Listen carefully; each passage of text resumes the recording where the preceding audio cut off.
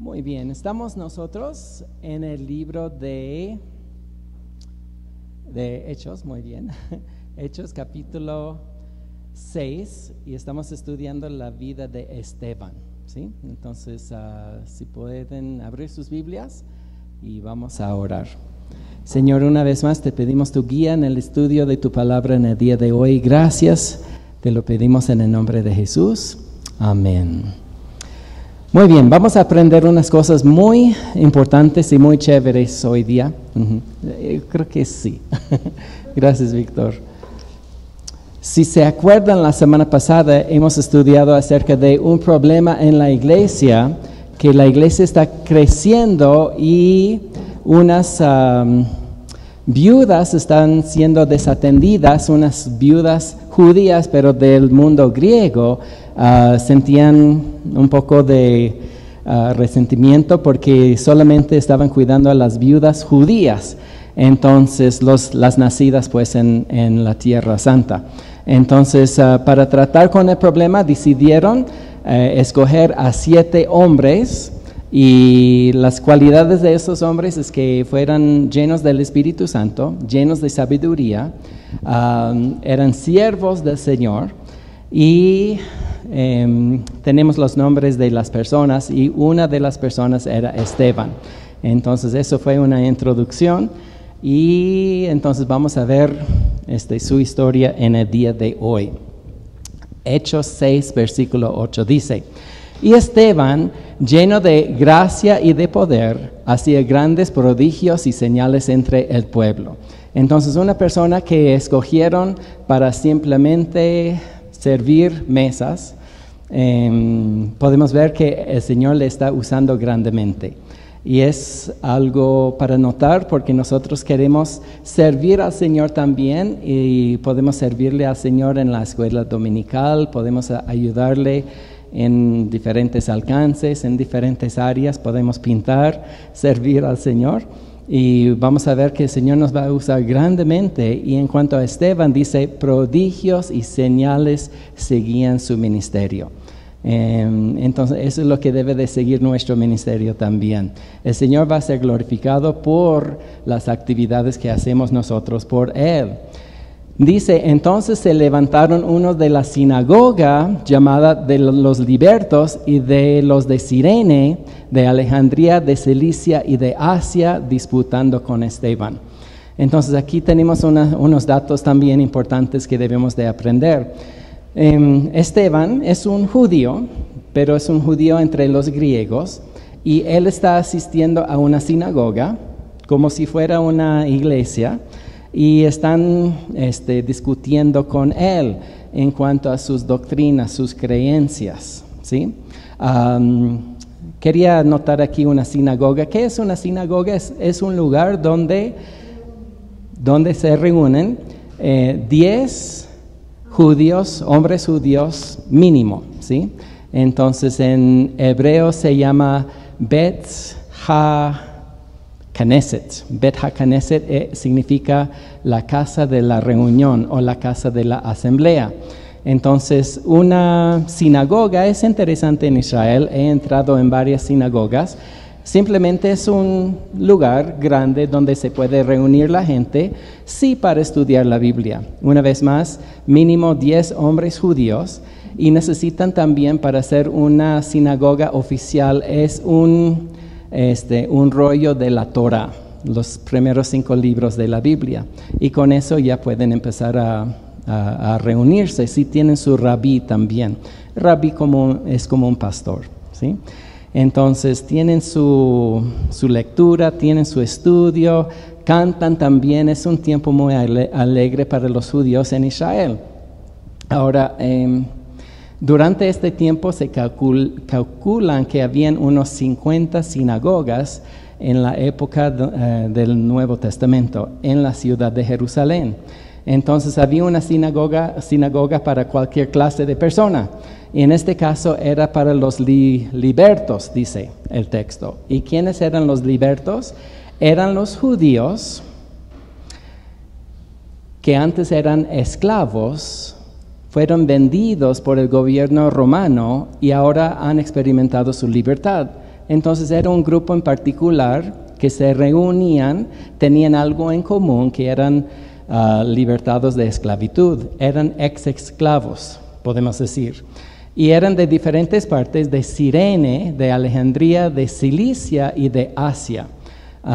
Entonces, libertados de diferentes partes del Imperio Romano, se reunieron para congregarse en una sinagoga, ¿sí?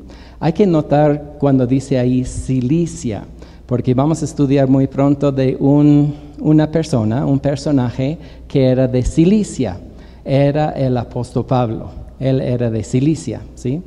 Entonces, probablemente él estaba allí causando también problemas para Esteban. Entonces vamos a avanzar. Okay. Dice en el versículo 10, pero no podían resistir la sabiduría y al espíritu con que hablaba Esteban. Entonces la persona que habían escogido para servir mesas, lleno de sabiduría, lleno del espíritu, y cuando él respondía, la gente ponía atención, cuando él respondía, él podía corregir ciertas cosas en las vidas de estas personas, de los que estaban congregando allí. Versículo 11. Vamos a ver ahorita cuál es el crimen de Esteban, porque le van a acusar de algo. ¿Y cuál es el crimen? Es blasfemia, ¿sí? Y vamos a ver aquí en el texto 4 cosas que le acusan de blasfemia, pero vamos a ver aquí qué primeramente es, qué es blasfemia. Blasfemia es una palabra o expresión injuriosa que se dice contra Dios o las cosas sagradas. Entonces, cuando una persona habla en contra de Dios, es un blasfemo. Cuando habla en contra de las cosas de la Biblia, de doctrina, es blasfemia. Y le están acusando de esas cosas a Esteban. Chicos, me incomoda el micrófono. ¿Puedo hablar así mejor? Gracias. Si tuviéramos más lo necesito para la grabación. Entonces, necesito. Perdón, Felipe. Le vi con un infarto. Ok, versículo 11. Entonces sobornaron a unos que le dijesen que le habían oído hablar palabras blasfemas contra Moisés y contra Dios. Entonces tenían que sobornar a algunas personas para mentir, para engañar, para decir cosas que no eran ciertas en contra de Esteban. Qué triste, ¿no es cierto? Que tienen que contratar a unas personas malvadas para decir mentiras y acusarte falsamente. Eso es lo que estaba pasando con nuestro amigo Esteban. Vamos a ver que Esteban decía cosas, y ¿cuántos de nosotros nos encanta cuando la gente nos corrige? Ninguno de nosotros. Pero eso es lo que estaba pasando. Esteban estaba diciendo las cosas en verdad, de mucha sabiduría, lleno del Espíritu Santo, y la gente sentía incómoda. ¿Quién es él para corregirme a mí? Él es un simple siervo, es una persona que limpia mesas. ¿Qué lugar tiene él para corregirme a mí? Entonces, tan fuerte su enojo que contrataron a unas personas para mentir y decir lo siguiente. Dice palabras blasfemas contra Dios y contra ¿quién? Moisés también. Entonces quiero mostrarles las 4 cosas. Su blasfemia, uno es que blasfema contra la ley de Moisés, ¿sí? Los mentirosos estaban diciendo que Esteban miente o blasfema contra la ley de Moisés. Y número 2, blasfema también contra el mismo Dios, ¿sí? ¿Y cómo va a defenderse Esteban? ¿Qué va a decir? Eso es lo que vamos a ver en nuestro estudio en el día de hoy. Sigue el texto, versículo 12, dice, y solicitaron al pueblo, a los ancianos y a los escribas, y arrepintiendo le arrebataron y le trajeron al concilio. Entonces tomaron a Esteban y se reunieron todo el concilio de los judíos. Un concilio en este tiempo se llama, qué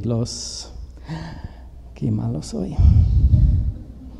Era un concilio de los ancianos, de los líderes del pueblo, un concilio para juzgarle a Esteban, y le trataron mal y le arrestaron, le llevaron ante el concilio y empiezan a acusarle. Y hay 2 acusaciones más, dice en el versículo 12, y pusieron testigos falsos que decían: este hombre no cesa de hablar palabras blasfemas contra este lugar santo y contra la ley. Entonces hay 2 acusaciones más. Dice, esos mentirosos, pues le hemos oído decir que ese Jesús de Nazaret destruirá este lugar y cambiará las costumbres que nos dio Moisés. Entonces, cuando menciona este lugar, ¿de qué lugar está mencionando? ¿Qué está hablando? Está blasfemando contra el templo, ¿sí? Entonces, no solamente contra la ley, no solamente contra Dios, sino su templo también, y una cosa más, blasfema contra la ley de Moisés. Creo que la primera era no contra la ley de Moisés, sino contra Moisés. Estaba blasfemando. Entonces, 4 puntos: contra Moisés, contra Dios, contra el templo y contra la ley de Jehová también. Ok. ¿Qué pasó? Versículo 15. Entonces todos los que estaban sentados en el concilio, al fijar los ojos en él, vieron su rostro como rostro de un ángel. Había añadido unas caras de unas personas.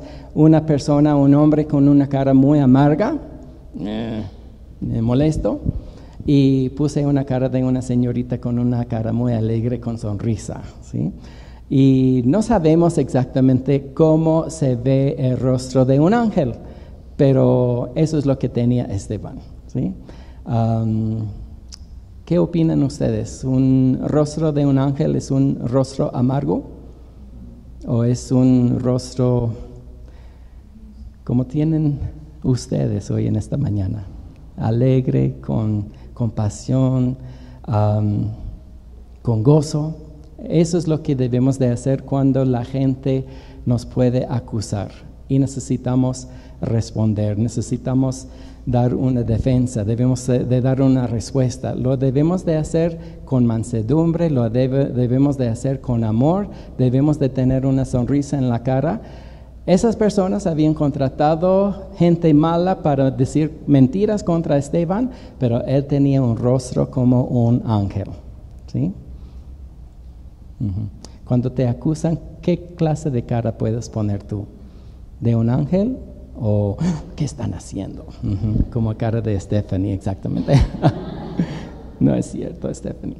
Ok, capítulo 7. Capítulo 7, como pueden ver, es un capítulo que contiene 60 versículos.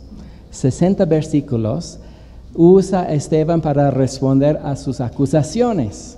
Y no vamos a leer hoy en esta mañana todos los 60 versículos. Vamos a estudiar la mitad hoy y el próximo domingo la otra mitad, ¿sí? Porque yo sé que van a querer almorzar hoy día.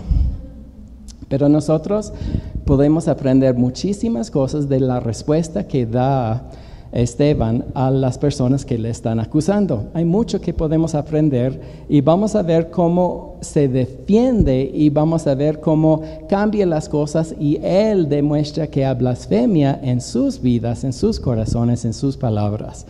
Eso es lo que vamos a ver. Si quieren tener un libro que habla de toda la historia del Antiguo Testamento, se puede encontrar este libro aquí en capítulo 7 del libro de Hechos. Es un resumen de las cosas importantes, lo que había sucedido en todo el Antiguo Testamento. Son los puntos claves, los puntos más importantes. Entonces nuestro amigo Esteban, ¿dónde está Esteban? Nos va a llevar por todo el Antiguo Testamento y nos va a dar un repaso de de lo que dice el Antiguo Testamento. Bienvenida, Fiorella, ¿cómo estás? Bienvenida. Ok. Entonces vamos a ver que Esteban da una defensa, él va a hablar, él va a usar la Biblia, y cuando nos defendemos debemos de usar la Biblia también, ¿sí? Cuando la gente nos acusa de ciertas cosas. Quiero mostrarles que nosotros debemos de estar dispuestos de dar una defensa también, porque muchas veces la gente nos va a preguntar, ¿qué es exactamente lo que tú crees? Hay un grupo de personas en Israel, es un grupo de ¿cómo se llama? De árabes, creen en algo parecido como el Islam, pero cuando preguntas a ellos qué es exactamente lo que creen, ellos no saben lo que creen. Ellos siempre dicen, pregunta a mi imam, pregunta a mi jefe, pregunta a mi líder espiritual. Él sabe lo que yo creo. Y hay muchos judíos que dicen lo mismo también. ¿Qué es lo que tú crees? Y te pueden responder, mira, mejor pregunta a mi rabino, ¿sí? Y conozco a muchos cristianos que dicen lo mismo también. ¿Qué es lo que tú crees? Pregunta a mi pastor, él te va a decir lo que creo. Quiero decirles a ustedes que eso no vale, ¿sí? Porque nuestro destino final, el cielo, depende en lo que uno cree. Y si nuestra doctrina está bien o no, si está conforme a lo que dice la palabra del Señor. No tenemos licencia de decir, pregunta a mi pastor, pregunta a mi rabino, pregunta a mi imam. Necesitamos estar convencidos, y como vamos a ver en la vida de Esteban, él estaba convencido hasta la muerte, ¿sí? Él va a morir por lo que él cree. Esas personas malas, los judíos, el concilio, los mentirosos, van a levantar piedras la próxima semana, hoy día no, y van a apedrear a Esteban. Entonces hay una exhortación del libro de Pedro que quiero que vean. Pedro capítulo 1 de Pedro 3, 14 y 15 dice, mas también si alguna cosa padecen por causa de la justicia, como está sufriendo en este momento Esteban, bienaventurados sois. Por tanto, no os amedrentéis por temor de ellos, ni os conturbáis, sino santificad a Dios, el Señor, en vuestros corazones, y estad siempre preparados para presentar, ¿qué? Defensa. ¿Me ayudan a repetir, por favor, lo que dice este versículo, el parte que está subrayado? Y estad siempre preparados para presentar defensa con mansedumbre y reverencia ante todo el que os demanda razón de la esperanza que hay en ustedes. Entonces necesitamos estar siempre preparados para dar una defensa. Un discípulo de Jesús, un seguidor de Jesús, un talmidim de Jesús, debemos de estar siempre preparados para decir, eso es lo que yo creo, ¿sí? Porque vienen personas a tocar la puerta, ¿no es cierto?, los sábados en la mañana, y son testigos y nos pueden presentar su doctrina, y si no estamos preparados para dar una defensa, podemos caer en su mala doctrina, ¿sí? Lo mismo de los testigos de Jehová. Los mormones también. Y hay muchos que quieren imponer sus creencias humanas también sobre nosotros. Y necesitamos dar una defensa, debemos de dar una presentación de lo que creemos. ¿Tú puedes hacer eso? Esteban, el que estaba limpiando mesas, el que estaba sirviendo a las viudas, podía hacer eso, y eso es lo que vamos a ver en su defensa en el día de hoy. Entonces, en la defensa de Esteban, vamos a ver que Esteban valida el Antiguo Testamento. Como les dije, vamos a estudiar todo el Antiguo Testamento en las siguientes 2 semanas, aquí en capítulo 7. Da defensa de sus acusaciones de blasfemia también. Él va a decir, bueno, me están culpando de 4 cosas, pero esas 4 cosas no son ciertas. Y 3, Esteban culpa a los judíos de blasfemia. Ellos son los blasfemos, no él, en verdad. Y entonces vamos a cambiar la situación, vamos a culpar a los otros, vamos a demostrar donde ellos tienen error en su doctrina y nuestra doctrina es la correcta, ¿sí? Porque estamos preparados para dar una defensa. Ok, versículo 2, otra vez de capítulo 7. Y él dijo, aquí está su defensa de Esteban, ¿están listos? Necesito un baterista.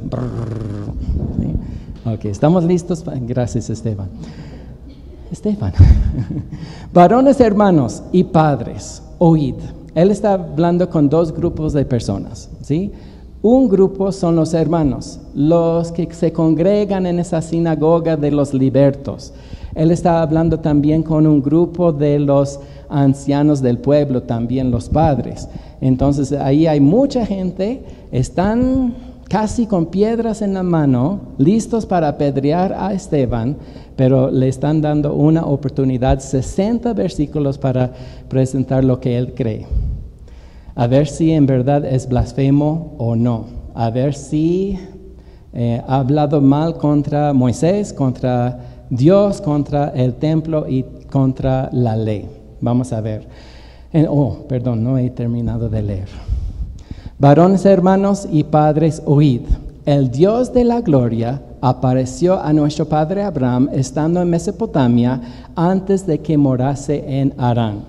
Les dije que vamos a estudiar todo el Antiguo Testamento. Él empieza con el padre Abraham. Pero antes de seguir con la historia, él usa un título muy interesante acerca de Dios. Es Dios de ¿qué? Dios de gloria, el Dios de la gloria. Es un título que se usa de Dios una sola vez en el Antiguo Testamento, ¿sí? ¿Cuál es el título? El Dios de la gloria. Quiero que hablen conmigo, por favor. ¿Y dónde se usa en el Antiguo Testamento esa frase? El Dios de la gloria. ¿Quieren saber? ¿Sí? Es en el Salmo 29, si no me equivoco.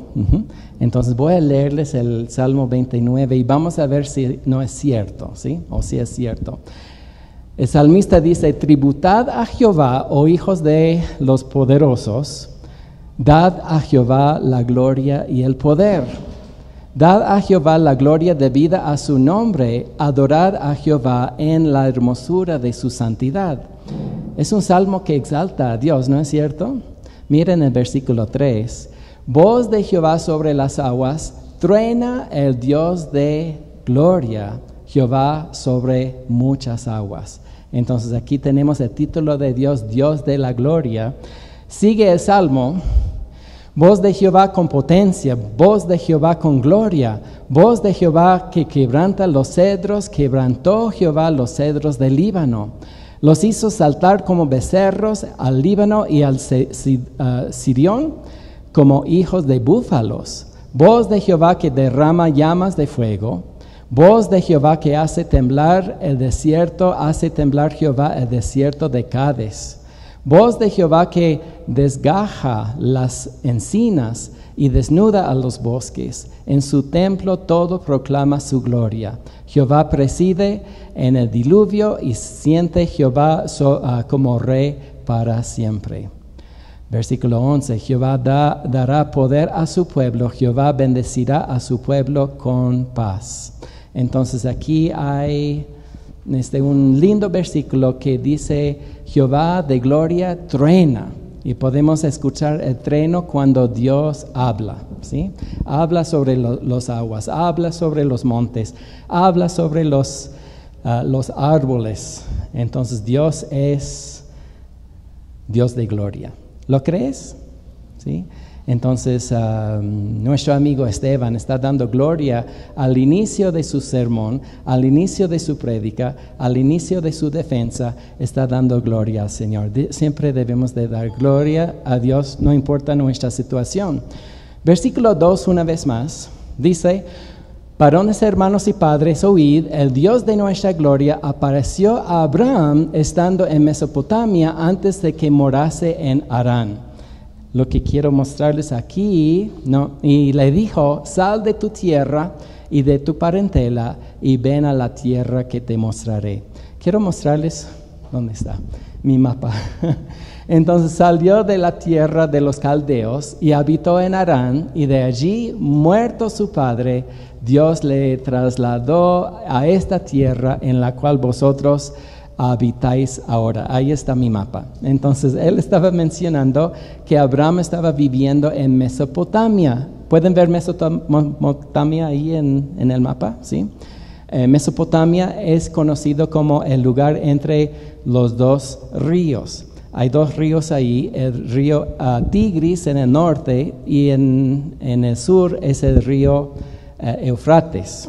Y es un lugar muy fértil, incluso se dice la tierra de la media luna fértil, donde hay mucha cosecha, hay abundancia de cosecha, donde viven las primeras civilizaciones después del diluvio. Babilonia, por ejemplo, se encuentra en esa zona, como Nínive también, entre otros pueblos. Entonces, de esa cultura ha salido Abraham. Y sabemos que del libro de Génesis que él vivía en esta pequeña ciudad que se llama Ur. ¿Pueden decir Ur? Él vivía en Ur y Dios le llamó y le dijo: vete a la tierra que te mostraré. Es muy interesante porque nos dice en el libro de Hebreos que cuando salió Abraham no sabía hacia dónde iba. Simplemente empezó a caminar y Dios le guió por las espaldas al lugar donde tenía que ir. Entonces, el texto nos dice que hizo una escala en un lugar en el norte que se llama Harán. ¿Pueden decir Harán? Para que no se duermen. Y para llevarles a Canaán después. Entonces, Dios quiere llevar a Abraham. Tengo una flecha aquí para que vean cómo es su camino, desde Ur, siguiendo los ríos Tigris, Eufrates, hasta llegar a Harán. Se hizo escala allí en Harán por unos días y bajó a la tierra santa. Ni leer versículo 5. Y no le dio herencia en ella, ni aun para asentar un pie, pero le prometió que se le daría en posesión y a su descendencia después de él, cuando él aún no tenía hijo.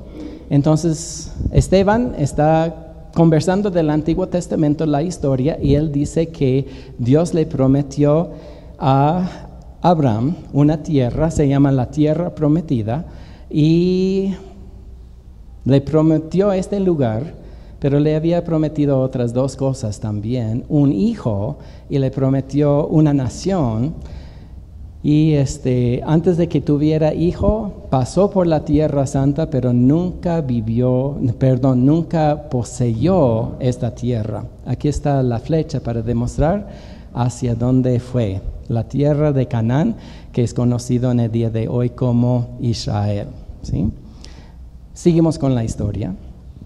Y le dijo Dios así, que su descendencia será extranjera en tierra ajena, y que los reducirán a servidumbre y los maltratarían por 400 años. Entonces Dios había revelado a Abraham que su pueblo iba a estar en una tierra ajena, una tierra donde iban a estar en esclavitud unos 400 años. ¿Quiénes saben cuál tierra fue? La tierra de Egipto.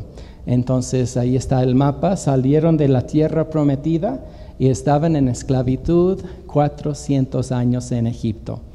Entonces Esteban nos está relatando, bueno, no a nosotros, sino a los ancianos, a los líderes de los judíos, a sus acusadores. Él estaba diciendo, yo creo en Abraham, yo creo en lo que dice la Biblia, en la Torá. Yo estoy consciente de todas estas cosas. Y él explicó la historia de Abraham y ahí es donde empezó. Y dice, mas yo juzgaré, dijo Dios, a la nación de la cual serán siervos y después de esto saldrán y me servirán en este lugar. Quiero que vean algo. Esteban está diciendo que Dios le dijo a Abraham, por desobediencia, el pueblo de Dios va a estar en esclavitud 400 años. El pueblo de Dios era un pueblo rebelde, era un pueblo desobediente, era un pueblo que merecía estar en esclavitud por mucho tiempo. ¿Por qué en esclavitud? Porque desobedecían a Dios. Lo que Esteban está diciendo, mira, nosotros no somos perfectos. Nosotros como nación, como judíos, como israelitas, hacemos errores y un grave error es que desobedecimos a Dios y tuvimos que pasar tiempo en esclavitud. ¿Sí? Porque los judíos tienen una aptitud muchas veces. Nosotros somos el pueblo escogido de Dios, no podemos errar. Nosotros somos perfectos. Gracias. ¿Aló?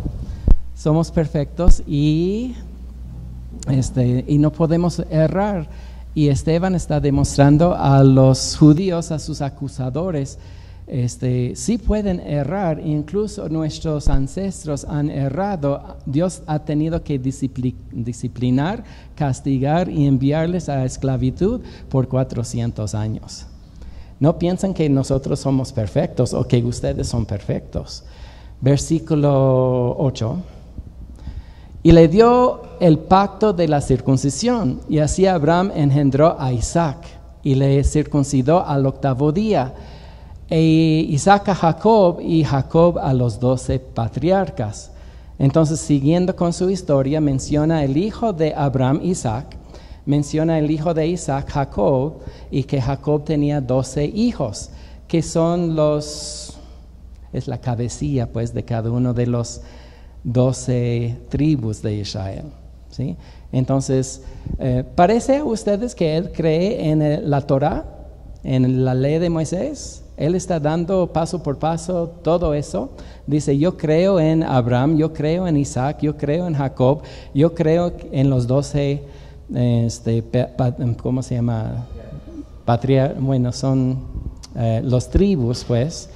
Y dice, yo creo en la circuncisión también. Menciona aquí la circuncisión que era un señal para el pueblo de Israel. ¿Parece que él cree en la ley de Moisés? Sí. Y relata la misma historia igual que ellos están escuchando. Y él dice, los patriarcas conmovidos por envidia vendieron a José para Egipto, pero Dios estaba con él. Relató Esteban la historia de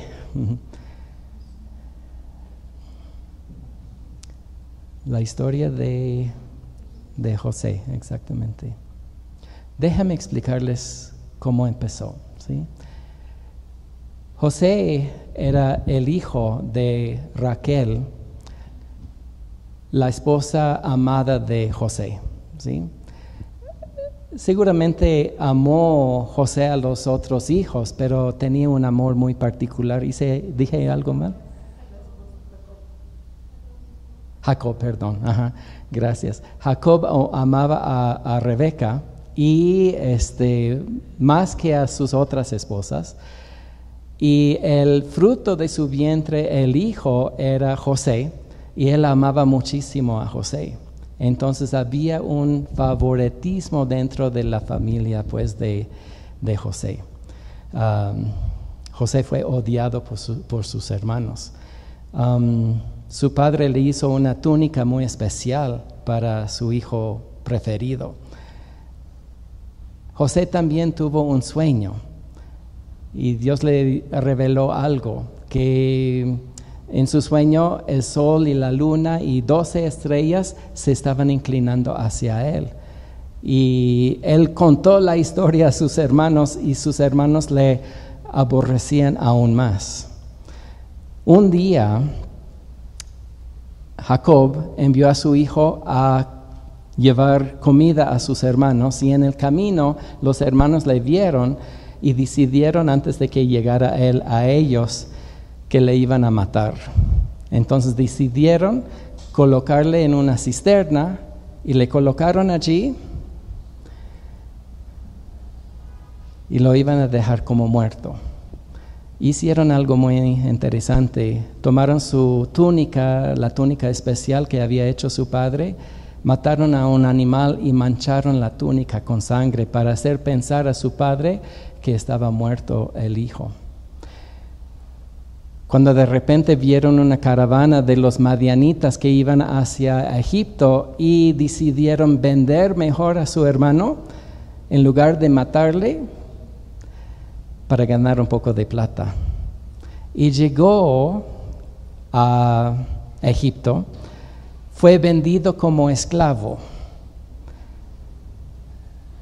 Pero en la provisión de Dios era un hombre que se llama Potifar que compró a José.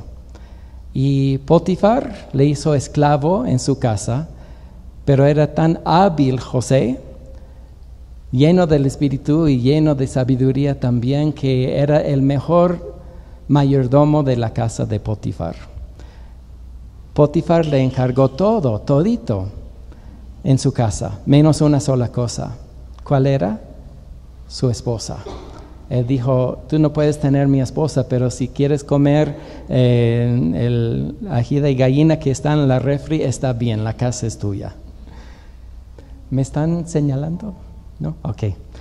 Entonces, pero un día la esposa de Potifar, porque José era un hombre muy guapo, quería acostarse con él y él rehusó y huyó y dejó su ropa atrás. Y la esposa de Potifar fue a su esposo y dijo, el esclavo que tú compraste trató de violarme y tengo como evidencia su ropa. Fue acusado falsamente, como está siendo culpado falsamente Esteban también. No podía hacer más su dueño, Potifar, que le envió a la cárcel. Estaba encarcelado injustamente por mucho tiempo, pero por la provisión del Señor se ve una cosa también, que dos personas que estaban encarcelados con él,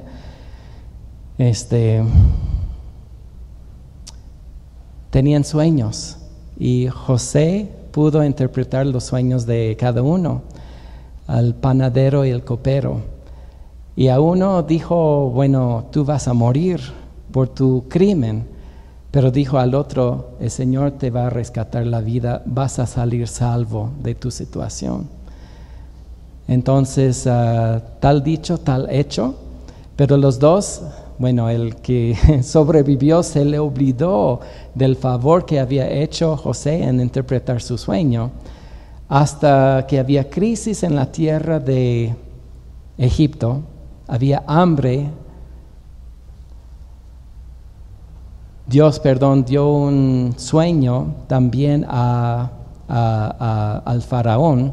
El faraón no podía interpretar el sueño y el copero que había sido restaurado se acordó que había una persona en la cárcel que podía interpretar sueños, José. Entonces llamaron a José. José interpretó el sueño del faraón.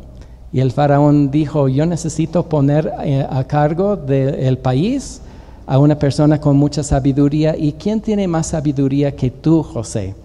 Entonces interpretó el sueño y entendió que habían 7 años de abundancia y después 7 años de escasez, de hambre.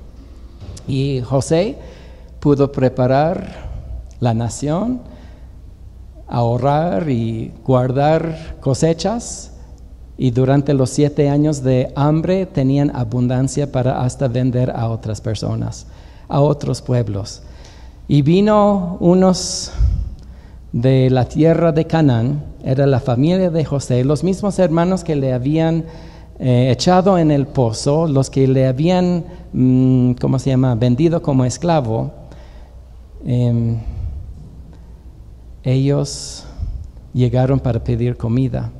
Ahora había pasado mucho tiempo. Es interesante que José tenía en esta etapa 30 años de edad. Y sus hermanos no le reconocían a José. Seguramente tenía ropa de los egipcios, un corte de pelo de los egipcios. Ya había aprendido a hablar egipcio también. Entonces los hermanos no le reconocían. Pero después de un periodo de tiempo y muchas cosas, reconocieron a su hermano. Y por medio de su hermano, ellos recibían la provisión del Señor también. Fueron salvos. Podemos ver en la vida de José ciertas cosas injustas que había pasado. Falsas acusaciones, odiado, rechazado por sus hermanos. Vendido como esclavo, encarcelado por tanto tiempo, pero en cada momento Dios usó su tribulación para eventualmente ser el salvador no solamente de la nación de Israel, sino todo el mundo en este entonces también. ¿Sí? Menciona esa historia Esteban y dice sus hermanos tenían envidia de él. ¿Sí? Esteban está demostrando a los líderes de los judíos, ustedes tienen envidia también. Tienen envidia de mí, tienen envidia de Jesús, tienen envidia de los seguidores de Jesús y por eso nos quieren acusar falsamente, nos quieren encarcelar, nos quieren matar. Lo mismo que sucedió hace siglos está pasando, repitiendo la historia aquí también. ¿Puedo mostrarles algo?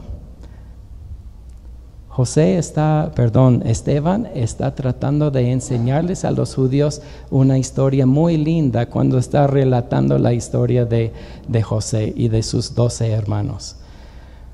Porque Jesús era el amado de su Padre también. Jesús tiene un lugar muy particular, muy especial ante su Padre Celestial.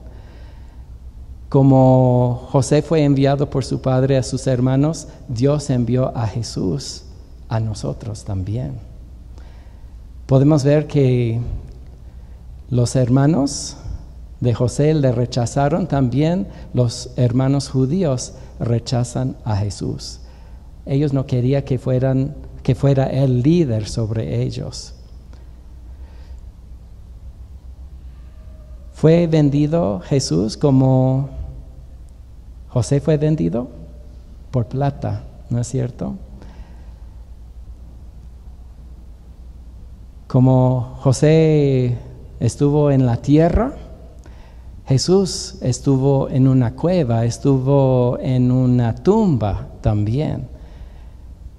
Cuando le sacaron a José del pozo vivo, Jesús también salió del pozo vivo también. Interesante, ¿no? Los dos tenían 30 años de edad cuando sucedió todo eso. Habían dos que estaban condenados en la vida de José, ¿no es cierto? Que estaban en la cárcel juntamente a él. Habían dos ladrones juntamente a Jesús en la cruz también. Uno de los criminales recibió su libertad y el otro murió. ¿Qué pasó con los dos ladrones en la cruz? Uno murió y fue al infierno y el otro estaba con Jesús en el paraíso. ¿Pueden ver la historia repetirse? Tenía José que pasar por todo eso para poder llegar a salvar a su pueblo, a la nación de Israel. Los 12 patriarcas, pues. Jesús también tenía que pasar por todo lo que él pasó para morir y también rescatar a su pueblo. Y en salvar a su pueblo, salvó a todo el mundo. Y es interesante también, hay otro paralelo muy importante que tiene que ver con nosotros, que José se casó con una gentil, una mujer de Egipto. Y Jesús se casa ¿con quién? Con nosotros, su iglesia. Hay tantos paralelos entre la historia de José y la historia de Jesús y de nosotros. Y Esteban está demostrando a los acusadores, los que, bueno, también como fue acusado falsamente José, también Jesús fue acusado falsamente también. Está demostrando todo eso sucedió por envidia. Tenían envidia los hermanos de José. Y ustedes me están acusando falsamente porque tienen envidia de mí. Mataron a Jesús porque tenían envidia de él.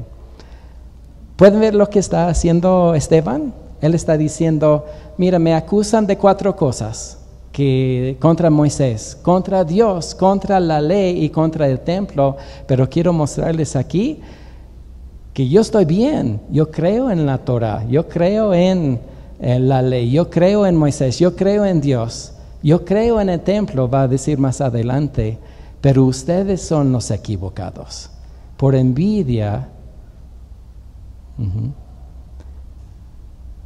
mataron los hermanos de José a él. Vamos a seguir con la historia. Versículo 10. Y le libró de todas sus tribulaciones y le dio gracia y sabiduría delante de Faraón, rey de Egipto, el cual le puso por gobernador sobre Egipto y sobre toda su casa. Vino entonces hambre en la tierra de Egipto y en Canaán, y grande tribulación, y nuestros padres no hallaban alimentos. Cuando oyó Jacob que había trigo en Egipto, envió a nuestros padres por primera vez. Y en la segunda, José se dio a conocer a sus hermanos y fue manifestado a Faraón el linaje de José. 14. Y enviando José, hizo venir a su padre Jacob y toda su parentela, el número de 75 personas. Menciona 75 personas, los judíos que estaban en Egipto. Ahora, cuando leemos el libro de Génesis, dice que eran 70 personas. Aquí está mencionando 75 personas. Hay un problema. ¿Eran 70 o eran 75? ¿Tiene razón Génesis o tiene razón Esteban? O tal vez los dos tenían la razón. Sí, habían 70, según el libro de Génesis, que estaban allí. Bajaron desde Canaán para habitar en la tierra de Canaán, en Egipto, pero no incluyó el libro de Génesis los de la familia de José en Egipto. Eran 5 personas, entonces eran 75 en total. Muy bien, versículo 15. Así descendió Jacob a Egipto, donde murió él y también nuestros padres, y los cuales fueron trasladados a Siquem y puestos en un sepulcro que a precio de dinero compró Abraham de los hijos de Hamor en Siquem. Entonces ahí está la historia que está relatando Esteban. ¿Sí? Hasta aquí vamos a llegar en el día de hoy. El próximo domingo vamos a seguir con el capítulo 7 también. Vamos a terminar la historia y vamos a ver lo que sucede a nuestro amigo Esteban. ¿Sí? ¿Pueden ver lo que él estaba haciendo? Hay una aplicación en nuestras vidas. Necesitamos prepararnos con sabiduría y necesitamos la llenura del Espíritu Santo.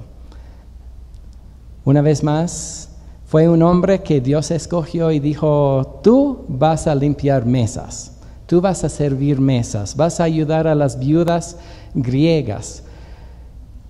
Y una persona puede decir, bueno, yo no tengo mucho que ofrecer, pero puedo limpiar mesas, puedo servir a la gente. Pero quiero que vean que Esteban, aunque hacía un trabajo muy mínimo en la iglesia, conocía muy bien la palabra de Dios. Podía defenderse contra sus acusadores. Tenía el rostro de un ¿qué?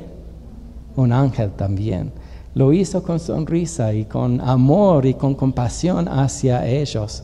Eso es lo que nosotros queremos hacer también. Necesitamos prepararnos con sabiduría, necesitamos prepararnos con el Espíritu Santo. 2, prepárate para dar una defensa de lo que tú crees, ¿sí? Tú no puedes decir, yo creo lo que cree mi pastor.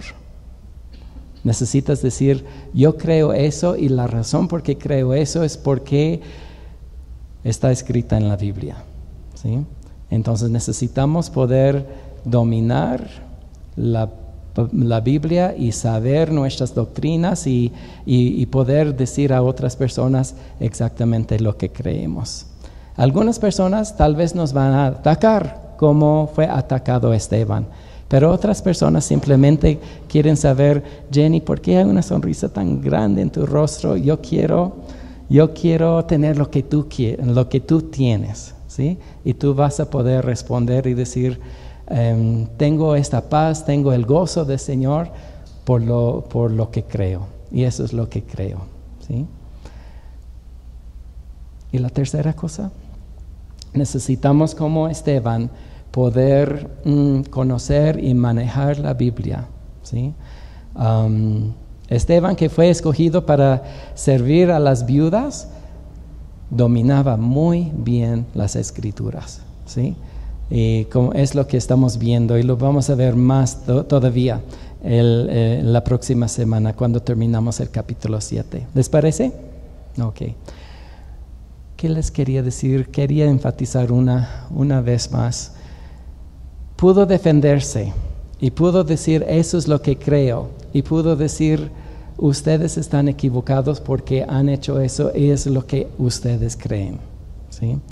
Entonces, con amor, con mansedumbre, presentar una defensa, con una sonrisa también, con amor, habló con la gente y queremos llegar a hacer exactamente lo mismo también. Chicos, veo que